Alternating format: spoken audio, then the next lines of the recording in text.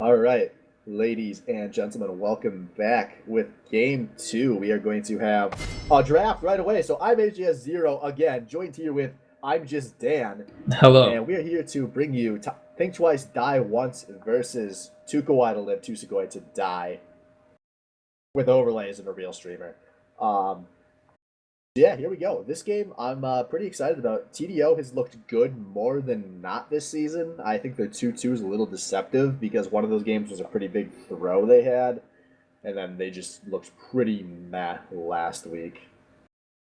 Are you talking about did you say TDO? Yeah, that TDO. Yeah. I think a lot of it has to do I sound like a broken record every week when I talk about TDO, but 30 just plays a support carry. Just put 30 on the support. I think they're one of the strongest teams in the league if you put 30 on support, just based off his shot call ability from that role. But we'll see if they pick up any of my advice that I throw at them. Wouldn't it be really funny if they agreed with you and they just pulled a Cloud9? They actually switched 30 back to support in week 7 of the SBL. They win enough games to barely get that fourth seed in the playoffs. And then they're down 0-2 in the first round. We knew they were bad, but then they reverse sweep, and then they're in the semifinal and they're down 0-2, and then they just reverse sweep, and then they just shit stop in the finals. We're like, yes, this is TDO with their shot caller. High's back. This is as good as they can be. And Think Twice Die Once gets to go to Worlds. And we're like, they're not going to win a single game, but they win 3 games. And we're like, yes, this is it. 30's a world-class shot caller. And then they just get shit on the next week and they don't go to the group stage. Would that surprise anyone? I wouldn't be surprised. I'm more surprised. I would that... too. I don't know if Think Twice Die Once could actually go to Worlds. I don't think Swerves is ready to play in a Worlds group stage. Anyways, out of this real draft, guys. So these bans coming out, I really like these bans out of TDO. They go back to what you know in the Batting League. They take away Thrifty Senpai's Zyra, and they ban Evelyn and Amumu, which have been big picks out of Epic Yandere. And then the bans, I think, are a little more difficult to decide against Think Twice, Die Once, but they're going to go for the Vi, Corki, and Jax. Vi obviously been a huge pick all season out of Thermidor. Corki been a pick out of 30. I believe something's been practicing quite a bit, and Jax something that Purple's played a lot in his non-SBL matches this season. Yeah, I kind of saw the Vi ban coming in week 3. Looking at my notes here, TDO's jungler Thermidor went 13, 4, and 10 on Vi, which was crazy. The top lane in the jungle in that game just had an out of their mind game. They did really well. So that I can kind of see. I could kind of see that coming, but gosh, I was just too engrossed in that fantasy about TDO at Worlds. I just didn't even look at these bans. Who do you think Ghost is going to pick up? Yeah, we'll see. He's got a lot of his options open. The Alistair is still open, which is a very good pick, something that Ghost, I believe, has played this season, and obviously pairs very well with that Sivir that we're going to be seeing 30 on. And given how much 30 likes the meta, I would say there's a good chance that we're going to see TDO pick up the Alistair. And just realized that you were not in this draft when it started. So next round of picks is going to be a Ziggs and a Shyvana coming out of Think Twice Die Once. All right. And those are some very different picks than what we've been seeing out of this team. Yeah, no.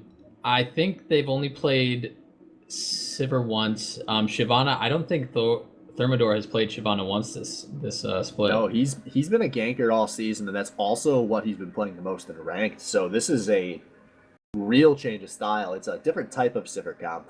Yeah, because Shyvana can still work very well. But what do you think? Given the time, what do you think is causing them to switch over from their? The Urgot is a placeholder pick for Sejuani, so that's going to be Ashe and Sejuani locked in from 2K2S. So anyway, back to my question. What do you think? Why do you think Thermidor is switching from those gank heavy junglers to something like this? It just seems kind of out of the ordinary for Therm to do. Yeah, I mean, especially with 30 involved, his teams are always going to have a plan. So maybe just having watched 2K2S, they think this is a team that doesn't know how to close out early. So I really like the Ziggs and the Shyvana being picked together because when you have a Devourer jungle, you want to be able to stall. And Ziggs has just always been one of those champions that is the king of the stall. If Ziggs and Sivir are in the same lane, there's basically no way you can push on that turret without committing to a super aggressive tower dive without creeps. So Okay. I think that's what they're going to go for. And once they come online, a on the hunt Shyvana is going to just put so much pressure onto the opposing team. Oh yeah, absolutely. Although a well-placed Leona can kind of stop them dead in their tracks. Yeah, and don't get me wrong, there are some very good ways for this 2K2S comp to tower dive. Obviously, Ash Arrow, one of the best for a long range dive. Leona, Sejuani, Ari, those are all, like, if you want to dive turrets, those are all champions to do it with. And they're just going to have a lot of pick potential in general. It's going to take a fair amount of discipline, I think, out of TDO. This game, who are going to want to give Thermidor time to scale up. They're going to want to try to find ways to scare 2K2S off of taking early dragons and just go for it. Oh, man. Oh And gosh, what am I that missing? might What's be the happening? perfect thing. Sundari Scotch locks in Nasus with the Oh last pick my of this god. draft. And I love that pick into this team. You know the enemy team wants to stall. Give your team an answer. Especially because whether he's up against the Trundle or the Nautilus, he's going to be able to essentially have a free farm lane. You know what I think they're going to do? I think they're going to put Nautilus in the top lane. And every ounce of me wants it to be a 30 Trundle support in the bot lane, but we'll see what they do. But yeah, now that you mentioned it, I really like that Nasus pick too. They say, well, you want to stall? Well, I want to stall even longer. Yeah, and neither of those top lane picks are the kind of picks that abuse a Nasus, so I'm excited. I never thought I'd see a Nasus in the top lane in competitive play. Well, amateur competitive play. And I've been saying this to a few people recently. I think Nasus is maybe a little undervalued right now. I think he does have a lot of good matchups in top lane currently, and you know exactly what you're going to get out of Nasus in a good matchup. Yeah, very true. Just the end game boss.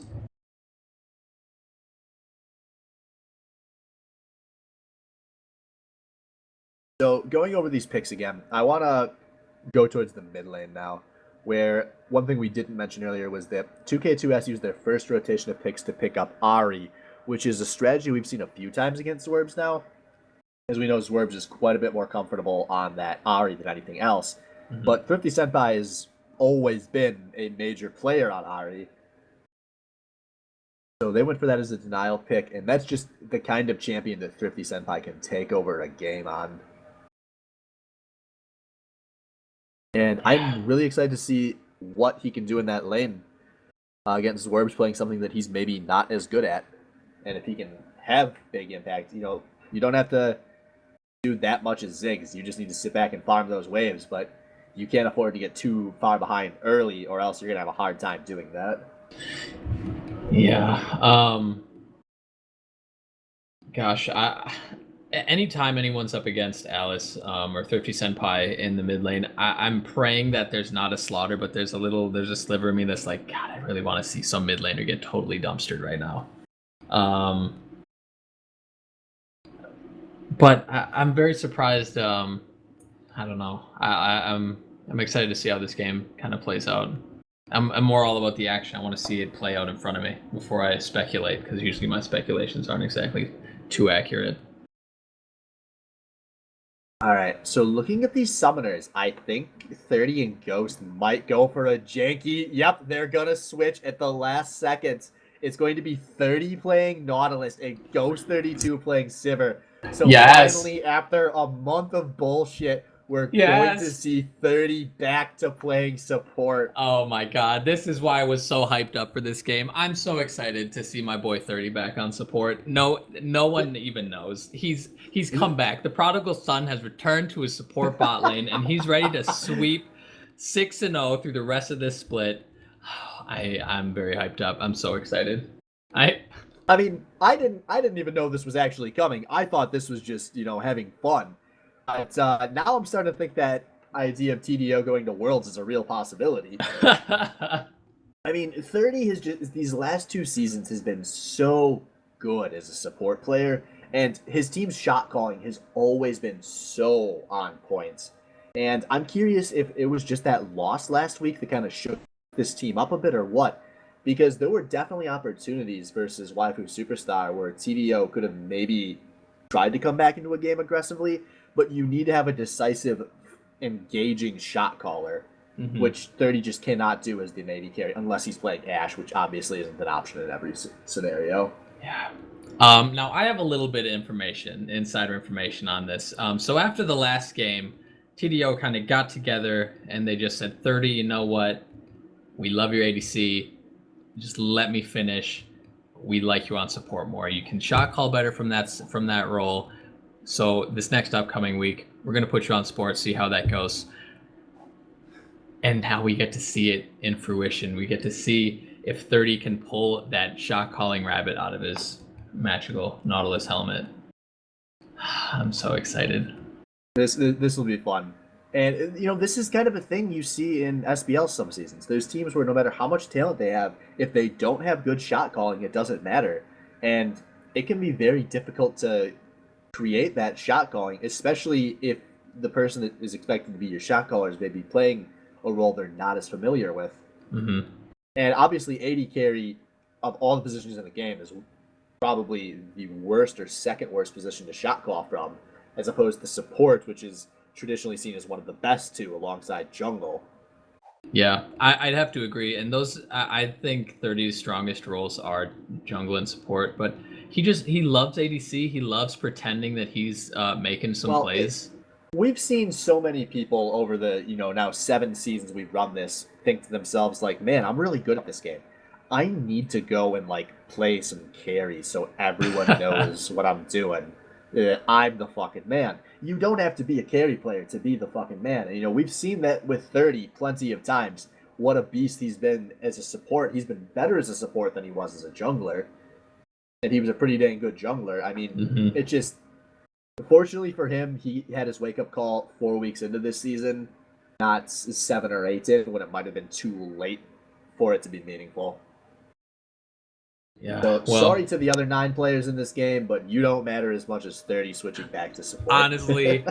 Honestly, that's completely true. This is the story of the week right now. So one thing to bring up before we get into this game is Ghost playing AD carry. This was a bot lane that was an SBL bot lane for a solid month last split when Tree was without an internet connection. And it was solid. These guys have synergy together. This was even a lane they were playing when Ghost was playing a lot of Sivir for his team last split. Yeah, definitely. I was actually on that team, and 30 and Ghost, they're definitely on point, and now they've been playing together 2 seasons, so they should their shot calling should be even better than it was last year.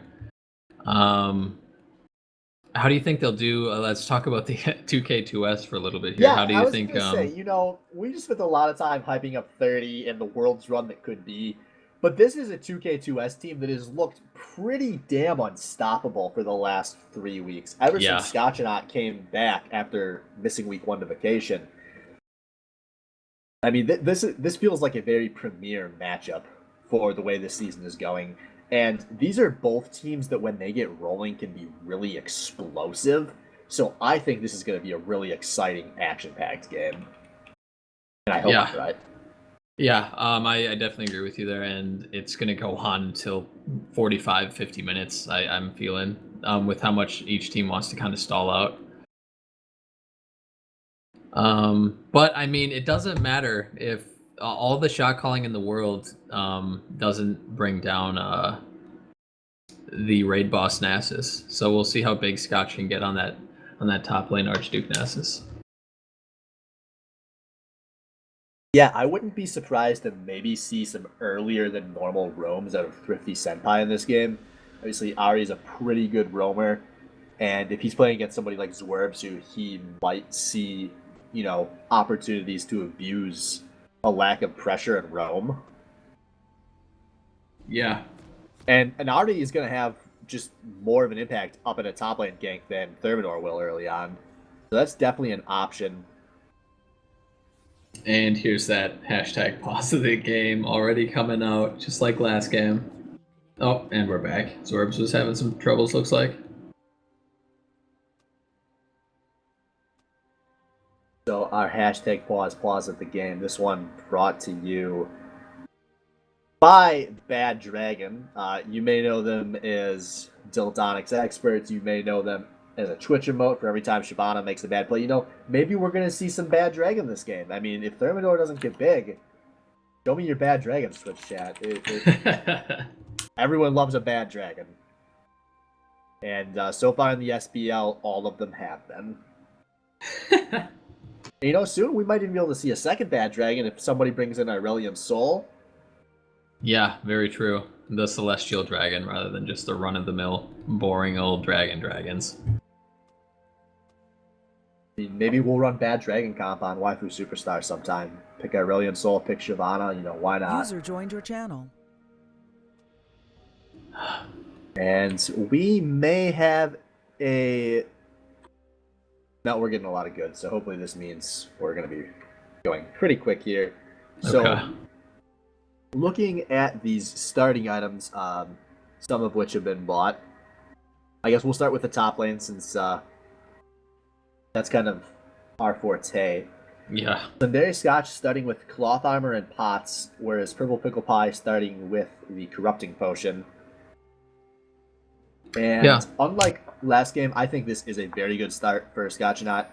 The biggest issue with going Cloth and Pots over the Corrupting Potion, to me, is not having mana before your first back that you get from a Corrupting Potion. And Nasus doesn't really have the mana issues that some of the other top laners have early on. Yeah, definitely. I agree with that. Plus, you don't really want to take... Wait, hold on. Rewind this back. So, you think Cloth Armor I think was you should have started Corrupting Potion last You game. think yeah, so? But let's not go into that, Dan. Okay, all right. Here. I just wanted to be sure And that's what you were look getting at this. 30's been a support player for 48 seconds, and he's already invading the enemy red completely unseen. It's like riding a bike, honestly. It's the high effects. Yeah. They suddenly know what to do just because he's there. And they could loop around behind Legendary Scotch. I'm so excited. They're going to get this Nautilus. Oh, Nasus doesn't know. Here he comes knows. 30. He was too close to the Too slow. That was so anticlimactic. I was so excited for that. So they end up getting a ward down by the Wraith camp on red side, but yeah, no, they go for their little reach around Susan and don't reach around to grab anything there. So it looks like pretty standard starts. Trundle's going to be helping out Thermidor at the old froggy. But yeah, so you were saying so you'd rather see Corrupting Potion on someone who doesn't use a lot of mana, or you would rather see them on someone with a lot of mana? I think if you're going to go Cloth Armor, it's a champion like Nasus is where it's going to work best, where you don't need the additional mana. So Okay. I think that's a really good call out of Scotch early. And man, just look at Thrifty Senpai in this mid lane. You don't have to know anything about the matchup, but when you see Thrifty, no, actually, Scotch or not, maybe he should have gone with that Corrupting Potion. Yeah. Or maybe a support laner, because he's getting fucked up at level 1 here. Yeah, gosh, Purple Pickle Pie is not going to let him get any of those cane stacks without a fight. Yeah, and I really like this early aggression on Purple Pickle Pie, and he's just forcing himself onto Scotchnaut. All right, taking another pause. Well, good. This will give me a chance to go over these top laners a little more, because I love top laners. And Purple Pickle Pie, he's been a little inconsistent this season, but he has been a beast in laning phase a lot of the time. And we've just seen some of these games where he just goes off and bullies whoever he's up against. And that's always been, even in the awesome season he's having, that's been Scotchnaut's weakness. Where sometimes he just doesn't do that well in laning phase. And I mean, he never helps himself out by picking strong laners. But, you know, maybe Purple knows a little bit more about this matchup than I do. And thinks he has some bully potential out of this Nasus. Well, I mean, early level 1, Nasus isn't really going to have that much damage, and Purple Pickle Pie knows that. And level 1, Trundle just has so much damage with his. I mean, you take Bite first, and you're doing tons of damage just with the Chomp. And then you're also stealing damage from Nasus with that Chomp, so he's not able to trade back as hard as he wants to. So level 1 trades go in favor of Trundle in almost every single matchup, unless he's up against range. But with that level 1 matchup, I guess I'm just interested to see how well he pushes that advantage. Or if he kind of plays passive and turns into a wet noodle. Or if he gets ganked and something sets him back behind. But I feel like as soon as Scotch on Nasus gets a foothold, he's not going to let up. So he's really going to be able to push that to his advantage. Just out of curiosity here, I did look up on champion.gg, and Trundle is 5th on the list of champions to counter Nasus. So that is definitely something. Those lists are all fine and dandy, but when it comes to, in my opinion, in the Baddie League, when it comes to top laners, there's just it's all really a skill matchup, and whether or not you can dick over your lane opponent more than they're dicking you over. While champion matchups can affect it, I just don't see it as big of a deal in the Baddie League as I do in, say, like solo queue. One thing that's worth mentioning there as well is that Scotchnaut will presumably have much more jungle pressure this game than Purple Pickle Pie will. We haven't talked about Epic Yandere at all, but he's been having a very good season so far. And Sejuani is a high gank, high pressure champion who knows if he shows up against Shyvana, will have, CC. Yeah. One thing I'd like to point out is last week, Epic Yandere played an amazing. Was it Quinn? I believe he played Quinn, or maybe that was the week before. Yeah, I believe it was the last 2 weeks he's played Quinn. Either way, he's really showing his range going from a Quinn and now to a Sejuani, who are two completely different styles of jungle. Two completely different, essentially, roles that he fulfills on the team. I know he did really well as Quinn. I'm interested to see if he's able to come to the same results with Sejuani. Yeah, and he's had to have these results, and he's been having 1, if not 2 bans dropped on him every single week.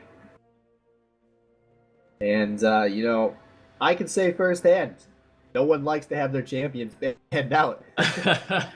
This poor guy probably won't touch Evelynn this season, given how much of a Eva-phobes we all are. Yeah, that's very true. Nobody in here likes Evelynn. I mean, she affects even how you play the game, early game, late game, mid game. It's all annoying. So what about mid lane? I mean, not much to talk about. There's a 1 CS difference going over to Thrifty. Yeah, I was gonna say, you could just see when the camera pans to mid lane early. You don't have to know anything about how Ari versus Ziggs goes as a matchup, but just knowing that Thrifty, Senpai, and Swerves are the players involved, that's how that matchup looked, the little bit of it I saw. You just saw Thrifty super confident, super aggressively going on these early trades. Curious to see if he'll be able to turn that into much. He's got an Ignite to Swerves' barrier, so, going to be some kill potential for Thrifty Senpai, who has kind of quietly been having a bit of a return to form this season. Master Splinter has lost Diamonds. To those of you who did not know, I didn't want to point that out. I haven't even talked to anyone about that. I thought yet. You were about to tell me that you didn't know, and this was going to be like I was bringing the news to you, and that would have told me everything I needed to know about Boy Butter. No, I was scrolling through my Plat ladders, and who do I find up in Plat 2 but Master Splinter? I guess he had a fall from grace, or he rage queued a lot, or something happened. But yeah, he's not Diamond anymore. It's quite a fall, and Thrifty Senpai is currently the only SBL player in Diamond. Vivaret is currently in Platinum 5. Don't worry, Master Splinter's in Platinum. Sorry, Thrifty Senpai's in Diamond 5. Master Splinter's in Platinum 2. Vivaret is in Platinum 3. So those are the top 3 as far as the ladder's concerned. Are there any others? I mean, I know there's a couple I'm in not plat. sure of any of the other platinum players. I know none of them are diamonds, Okay. Or have hit and those were diamond the three. before, for that Those were matter. the three players that were diamond last season. Okay. Well, don't So worry. if I will grind Thrifty, out the solo queue ladder up to diamond, so we have a second one. yeah, I think that's really impressive because Thrifty took a very substantial off season. You know, he went a good, like I did, 3 months without playing at all, Yeah. and I feel like there was a lot of Thrifty felt very disrespected this offseason in the conversations I've had with him. You know, he feels like he can be so much better than a lot of players in this league, and he was not really being treated as such anymore. And even last season, when his team took second place, you know, he looked good, but he didn't look like we've seen him look in the past. And he's Yeah. had some very, very good games so far. Yeah, no, I mean like once you take that off season and then there are the murmurs and then the murmurs turn into rumors that oh maybe he's not as good as he was and then people start to build those rumors into maybe that's just the truth, maybe he's not good, but he's really kind of showing everybody that hey, shut the fuck up. I know how to play this game a lot better than all of you do. So yeah, we'll see how he enforces his dominance on swerves here in this early game through the laning phase.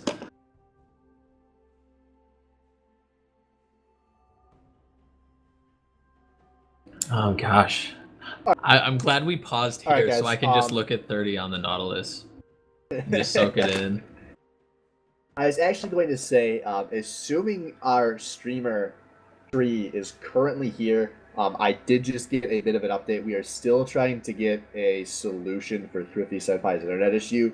So we're going to do a quick um,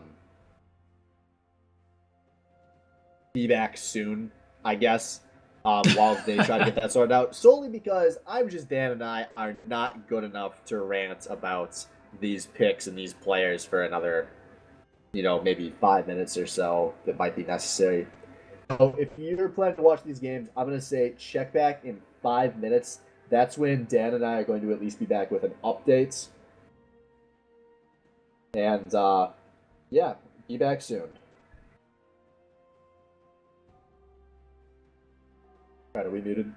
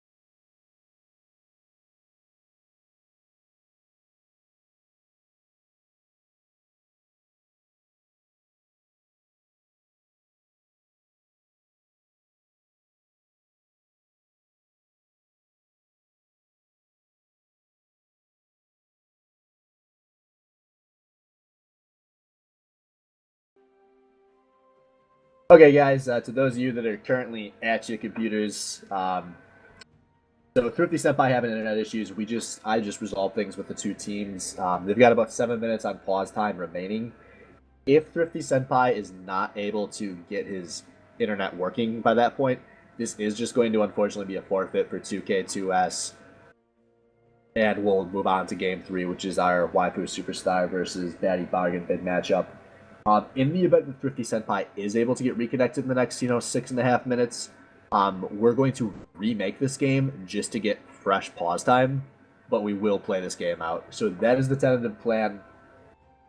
Um, I mean, it would be safe to check back in a few minutes.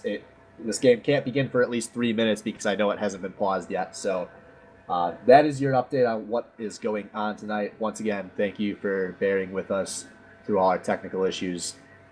I personally prefer to get them all out of the way at once, so hopefully this means we're good for the rest of the season.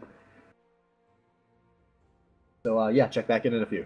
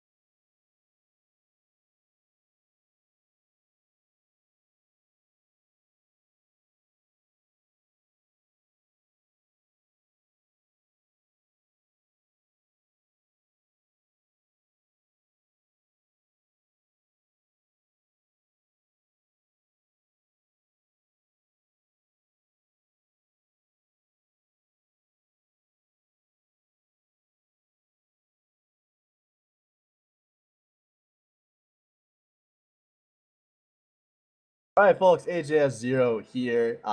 So we did get Thrifty Senpai's internet figured out. It only took, I don't know how many sacrifices, but we are going to be able to play this game between TDO and 2K2S, which I'm personally very excited about because I want to see 30 support in action. So we are going to quick do a redraft here, just in case we need the pause timer for a legitimate reason in this game, since you only get 30 minutes of it. So we were only 2 minutes and 30 seconds into that game. It's going to be same picks, same bands, all that. So Dan and I are going to use this chance to finish catching our breath, mainly because we have run out of things to talk about in this game. We are going to be bringing the stream back up fully with a minute on the draft or the spectate delay timer. So you'll be able to see that timer on your stream. So 1 minute to go. We will be officially good to go as soon as Tree gets added to this game.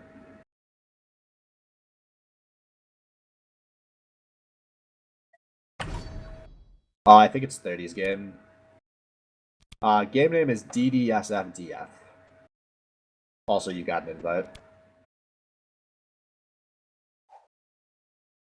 So, we will be back in about 2 or 3 minutes, guys. And that's that.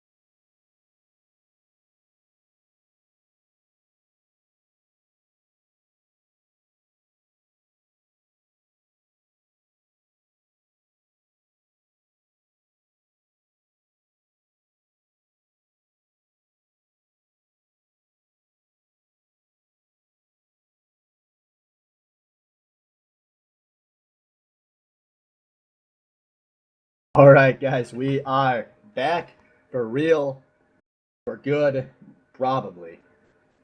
For good, With probably. game 2 of week 5. Think twice, die once versus 2 Kawaii to live, 2 Sugoi to die. I guess the 30's big, playing supports, yeah, the big Gachinot's story playing is Nasus. pretty good. I'm excited. After this long wait, the fire in me has kind of died down, but we got to pick it back up because 30 playing support out of nowhere. Nobody expected it, but he's doing it.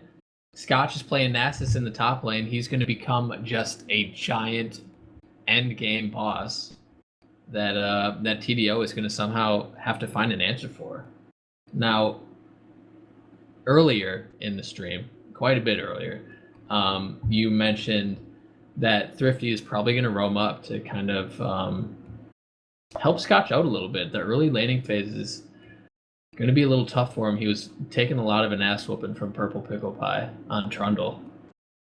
Yeah, and Scotch kind of gets a little lucky that we had a remake, maybe, because he should have a bit more of an idea what to expect out of level 1 and level 2 on Purple Pickle Pie. So maybe he'll be able to use that to his advantage and start this game off a little stronger than he did before the remake. Yeah, no. Purple Pickle Pie was really working that advantage with that level 1 chomp being so aggressive.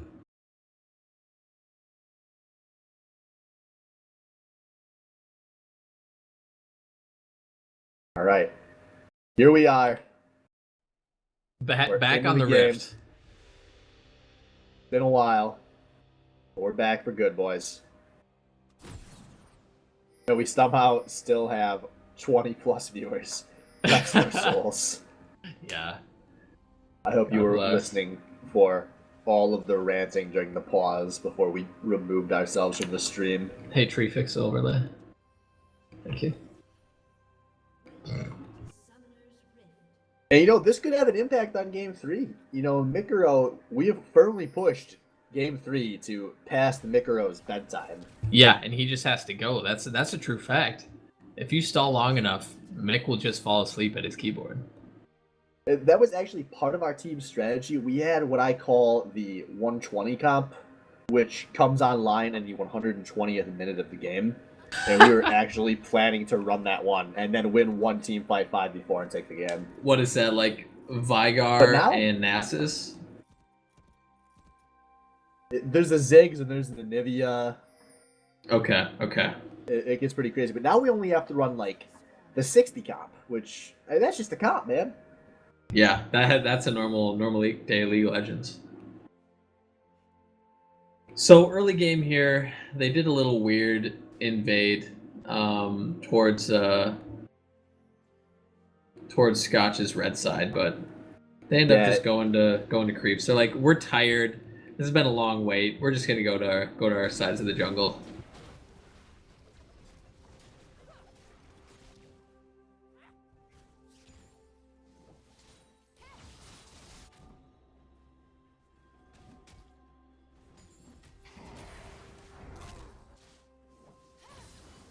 All right, I may just periodically start shouting out numbers with various amounts of excitements when I talk about Scotchinot's backs. I think that might be my plan for this game. So 6.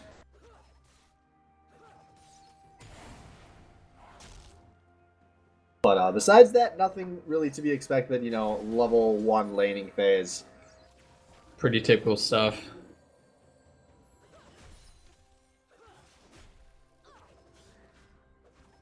The TDO bot lane is positioning fairly aggressively, and they are going to get the level 2 first. So we might see a nice hook onto Frisky Oni-chan, who's going to take the brunt of Ghost's damage. That is a really big trade out of the TDO bot lane. Classic 30. What was that? What'd you say? Is 30 back? Oh yeah, 30's back. Hell yeah. I mean, that's so typical 30. He plays aggressive. He's playing for that level 2. He gets it, and he's like, hey, motherfuckers. 30 on support. I'm back. Lands that hook. Tons of damage. And that was good focus out of Ghost too. It really showing their synergy in the bot lane. And Ghost knew how to take that trade right. He walked into auto attack range, got the a W for the auto attack animation reset, and then a Q. Yep. Whereas Played it a really lot of well. worse Silver players would be like, oh, he got the hook, here's my Q, boomerang, woo! And done half the damage the Ghost dished out there. And that was a just massive trade for a level 2 trade. Both members of the 2K2S bot lane were below half health there. Another hook coming out of 30. Hook onto Frisky Oni-chan. Missed the boomerang blade, but still lights up Zaku and Oni. Oh, that feels God. so weird to say. And speaking of lanes going well, look at this top lane. This is kind of a slaughter in favor of Purple Pickle Pie so far. Yeah, there's a big creep difference here. It is rare you see CS gaps like that in the first 4 minutes of a game. Yeah, how many Legends? How many waves is this? This is like the 4th wave coming out right now, and he's down 2 full waves that he's practically missed. However, 30. Yeah. Not the player, the number of stacks. Just to clarify. It's all about how many stacks you feed that cane. And if there's anything Scotch can do, it's keep a level head and just worry about focusing on those stacks.